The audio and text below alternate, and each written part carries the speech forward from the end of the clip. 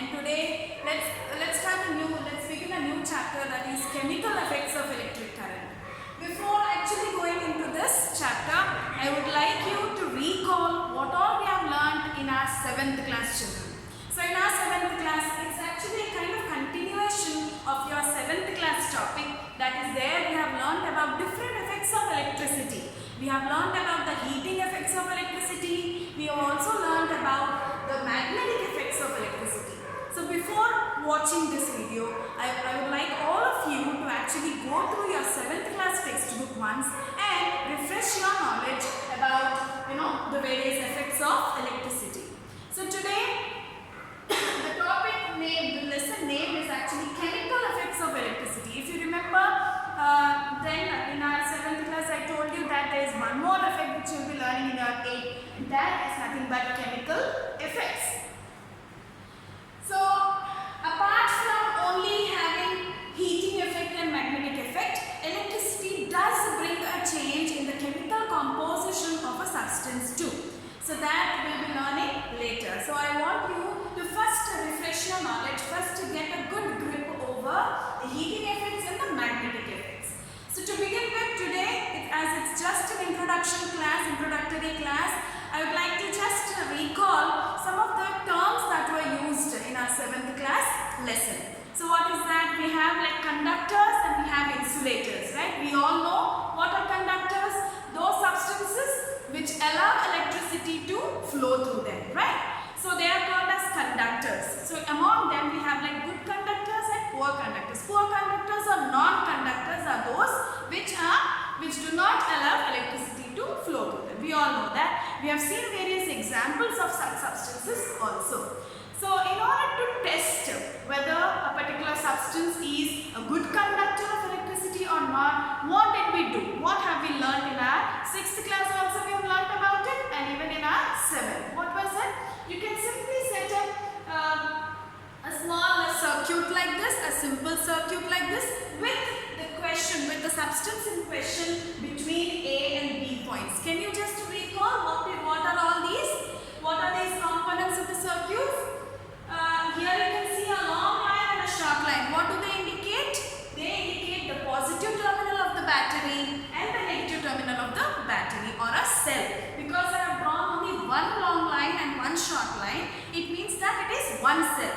When I connect such 2 or more cells together, it becomes the battery, right children? So here I have taken only one cell, one positive and one negative, right? So it's basically the electricity source, right? Now this is nothing but a bulb. You can see that I have taken a bulb, and there is also a switch over here. It is an open state here. So in order to make electricity flow through it, what do I have to do? I have to switch off, switch on, nothing but to close the switch over here, like this, right? Like this. Now, when will the bulb glow? When will the bulb glow? It depends upon this substance in question, this object in question, I can say. So, if this substance or thing which we kept between A and B terminals of the wire, if it is conducting, then the circuit will be closed. Hope you remember that electricity always flows in a closed circuit. So, if it is conducting, it will make the circuit closed and electricity will flow through it, and it will flow through the filament as well and make the bulb glow. Right children? So, if the bulb glows, what does it indicate? It indicates that the substance in question, that means the one which you wanted to test, that object or substance is a conducting substance or material. Okay, it is made up of a conducting material. So if the bulb does not glow, it shows that it is a poor conductor of electricity or non-conductor of electricity. So this is one way. It's actually called as a tester.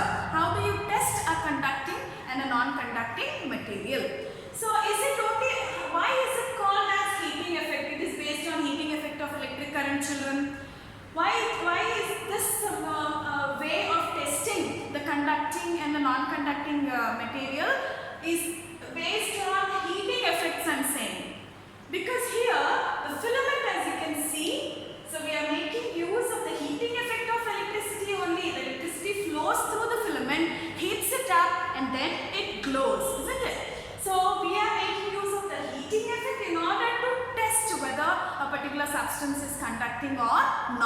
non-conducting, right? So this is one way, but there's another way by which you can actually test whether a particular substance is a conducting material, conducting or non-conducting insulator. So what is that? We have magnetic effects of electricity also. So we can apply the magnetic effects of electricity to distinguish between a conducting and a non-conducting substance. So whenever electricity passes through the conducting wire, so we have learned this in our 7th class, Ørsted, he has demonstrated, right ma? Do you remember? Ørsted is the scientist who showed the relation or nothing but the relativity between the electricity and the magnetic effects. We have seen electromagnets and all that work on this principle only. So the magnetic effect of electricity, how are we going to use for testing the substance? Because whenever electricity passes through the conducting wire, what happens?